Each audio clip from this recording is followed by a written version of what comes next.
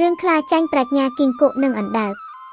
មានសត្វខ្លាមួយដើរស្វែងរកស៊ីតាមទម្លាប់វាលុះដើរទៅប្រទះនឹងសត្វគីងគក់មួយកំពុងលោតផ្លោតក៏ស្រែកសួរទៅថាយើបងម៉ាំងកាយេខ្លះហៅថាមៀងកាជាឯងដើររកស៊ីអ្វីនឹងគីងគក់តបថាចុះបងខ្លាឯងដើរមករកអ្វីដែរខ្លាថាយើងដើររកស៊ីគីងគក់តបថាយើងក៏ដើររកស៊ីដូចបងឯងដែរខ្លាថាចុះដើររកស៊ីអ្វីនឹងបានបើបងឯងលោតម្ដងបានមួយសុញដូច្នេះតើចាប់សត្វអ្វីនឹងបានគីងគក់ក៏អួតអាត្មាប្រាថ្នាខ្លាកោតខ្លាចថាយើអ្វីបើឃើញយើងលោតតិចដូច្នេះបើចង់លោតយ៉ាងណាក៏បានចង់ចាប់សត្វតូចក្តីធំប៉ុន្មានក្តីក៏បានទាំងអស់មិនចាញ់បងឯងទេខ្លាថាបើបងឯងពូកែដូចសម្ដីថានេះយើងលោតប្រឡងគ្នាពីត្រើយព្រែកម្ខាងទៅត្រើយម្ខាងមើលបើបងឯងលោតឆ្លងដល់យើងជឿថាពូកែមែន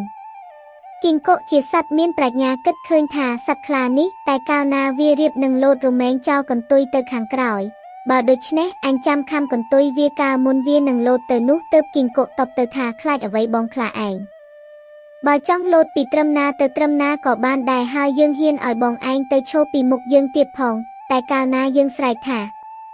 ត្រូវបងឯងលោតទៅចុះខ្លាជាសត្វឆោតមិនអាចគិតដឹងគំនិតគីងគក់វានឹងខំកន្ទុយខ្លួននោះសោះឯខ្លួនទៀតក៏មិនបានគិតឃើញពីរបៀបខ្លួនដែលរៀបនឹងលោតទៅនោះធ្វើកិរិយាយ៉ាងណាដែរក៏ព្រមសន្យាទៅឈរនៅពីមុខគីងគក់ឯគីងគក់កាខ្លាមកឈរពីមុខឃើញពេលល្អហើយក៏ប្រាប់ថាបងឯងប្រុងស្ដាប់រីឯខ្លារវល់តែប្រុងត្រចៀកស្ដាប់ចោលឯកន្ទុយនោះទៅត្រង់ពីមុខគីងគក់ស្រែកថាហើយខំកន្ទុយជាប់ខ្លាលោតផ្លោតទៅភ្លាមដល់ត្រើយម្ខាងមួយរំពេចអំណាចកន្ទុយខ្លាវត្តទៅមុខនោះដោយទាំងគីងគក់ទៅផងដូចជាដុំដីដែលគេចោលនឹងឈើដង្ហក់ធ្លាក់ហួសទៅមុខខ្លាស្ទើរតែនឹងស្លាប់ខ្លាក៏មិនអាចដឹងបានប្រែប្រានទៅខាងក្រោយវិញស្រែកហៅថាបងម៉ាំងកាយេឲ្យមកគីងគក់ឆ្លើយគូបនៅឯនេះហើយខ្លាឬគីងគក់ឆ្លើយពីមុខដូច្នោះក៏ថាបងម៉ាំងកាយេពូកែមែនហើយប៉ុន្តែខាងការចាប់សត្វនោះយើងមិនទាន់ឃើញរឹតបងឯងនៅឡើយបើដូច្នេះយើងនឹងចាប់សត្វលបងគ្នាទៀតគីងគក់ព្រមក៏តបវិញថាបងទៅចាប់សត្វចុះបានសត្វប៉ុន្មានមកជួបគ្នានៅកន្លែងនេះយើងនឹងរើសាច់នោះលបងគ្នាមើលតើអ្នកណាច្រើនជាងខ្លាព្រមក៏ចេញទៅរកចាប់សត្វផ្សេងបានច្រើនឯគីងគក់ក្រោយខ្លាចេញទៅនោះខំសង្វាតលោតទៅមិនដឹងនឹងទៅចាប់សត្វណាបានទេព្រោះធ្លាប់តែចាប់ចន្លេងនិងស្រមោចសង្អាលោតបន្តិចទៅឃើញមានឈូងមួយដុំប៉ុនគ្រាប់សណ្ដែកក៏លេបឈូងនោះចូលទៅលោតបន្តិចទៅទៀតឃើញឆ្អឹងត្រីស្លាតមួយតូចនៅកណ្ដាលផ្លូវលេបថែមទៅទៀតលោតបន្តិចទៅទៀតឃើញគ្រាប់អង្កែមអង្ក្រមមួយក៏លេបទៅទៀតបានជា3មុខល្មមតែពេញនោះរួចក៏ត្រឡប់វិលមកចាំខ្លាខាងទីដែរវិញឯខ្លាកាលបើស្វែងរកសត្វបានសពគ្រប់ហើយក៏ត្រឡប់មកឯកន្លែងដើមតាមសន្យាលុះមកដល់ឃើញគីងគក់អង្គុយចាំច្រពុកពុកក៏សួរថាយើ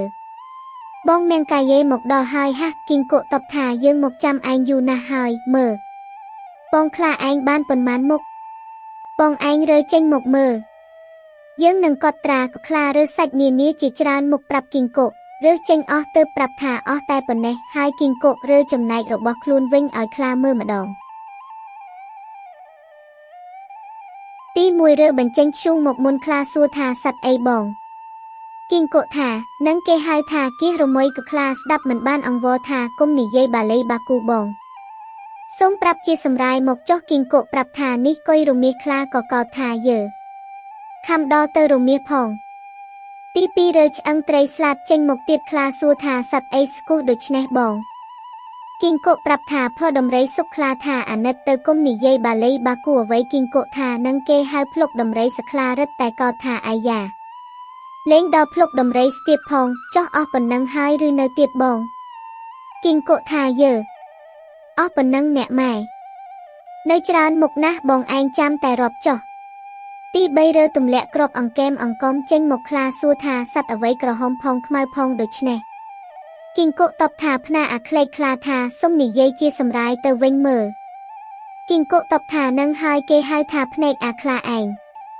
ខ្លាឬថាភ្នែករបស់ខ្លួនក៏ស្ទុះរត់ភ្លាមមិនហ៊ាននៅគីងគក់ស្រែកថាឈប់សិនឯងទៅណាចាំអញយកភ្នែកឯងស៊ីសិនខ្លារឹតភ័យខ្លាំងឡើងទៀតចេះតែរត់ទៅគីងគក់ខំដេញតាមពីក្រោយលុះឆ្ងាយបន្តិចទៅស្រាប់តែប្រទះនឹងអណ្ដើកសួរថាបងមៀងកាយេរត់ទៅណា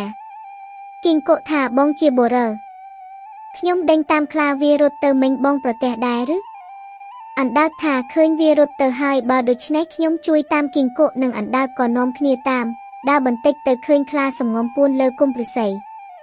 អណ្ដើកឃើញស្រែកប្រាប់ទៅគីងគក់ថាវានៅនេះទេគីងគក់ថាបងឯងចាំនៅត្រង់ទីនេះចុះខ្ញុំនឹងឡើងទៅចាប់វាគីងគក់ខំឡើងតាមវល់នឹងមែកឈើទៅបានពាក់កណ្ដាលគុម្ពឫស្សីស្រាប់តែរបូតដៃធ្លាក់មកដីយីសូប្រោកអណ្ដើកថាអាបង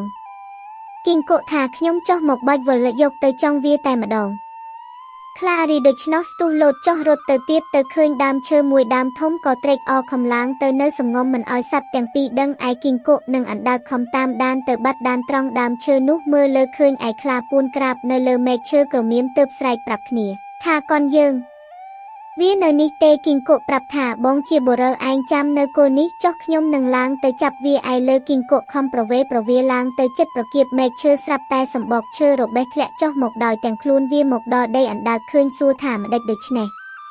គីងគក់ថាយើងគិតរលំឈើនេះវិញឲ្យដួលមកនឹងចាប់អណ្ដើកបោទង្គិចគល់ឈើនោះឬសូពករួចគីងគក់ធ្វើបញ្ចេញសំឡេងឮតែក្រត់ហើយស្រែកបន្តទៀតថា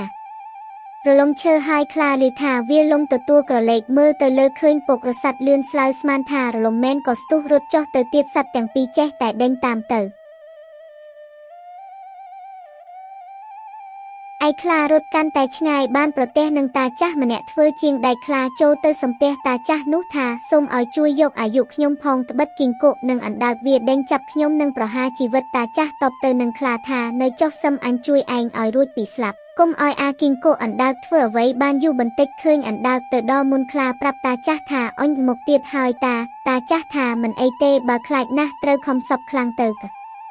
ខ្លារឹតតែសពខ្លាំងឡើងតាចាស់ចាប់អណ្ដើកនោះបានយកទ្រព្យគូតអង្គុយហើយថាជាហើយចាំតែធ្វើដែករួចសឹមស្ងោបន្តិចឃើញគីងគក់ទៅដល់ទៀតខ្លាថាអានឹងហើយវាប្រាថ្នាតែភ្នែកខ្ញុំទេតាចាស់ប្រាប់ថាបើឯងខ្លាចណាស់ត្រូវយកខ្សែចង់ស្នប់ផ្ទាប់នឹងចង្កេះទៅខ្លាធ្វើតាមឯតាចាស់នោះគាត់ស្លៀកខោជើងធំពេកអង្គុយលើអណ្ដើកកំពុងតែពើតរុះកោះកំបិតភ្លេចគិតឯប្រដាប់របស់ខ្លួនខាងក្រោមធ្លាក់ស្តោកនៅកណ្ដាលវាគីងគក់ក្រឡេកឃើញ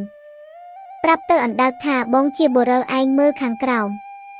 អណ្ដើកក្រឡេកទៅឃើញប្រដាប់តាចាស់នោះទាំងអស់ក៏មានចិត្តអោបព្រួចហើយអាចក្បាលចូលទៅក្នុងជើងខោខំក្រឹបដោយចង្គមដាច់ត្រឹមគល់ទៅទាំងអស់តាចាស់ដួលប៉ះជើងច្រោងគីងគក់ស្រែកថាទៅកនយើងដួលមួយហើយខ្លាឃើញតាចាស់ដួលក៏ស្ទុះរត់ទៅដោយទាំងស្នប់នោះទៅផងគីងគក់ដេញតាមទៅដល់ជិតមាត់ស្ទឹងមួយមានទឹកជ្រៅគីងគក់ស្រែកឲ្យអណ្ដើកថាបងប្រយ័ត្នខំស្ទាក់កុំឲ្យវាលោតទឹកក្រែងបាត់ដានខ្លាឬក៏លោតទៅក្នុងទឹកចូលក្នុងស្នប់ទឹកហូរខ្លាំងក៏នាំខ្លាលិចស្លាប់ទៅ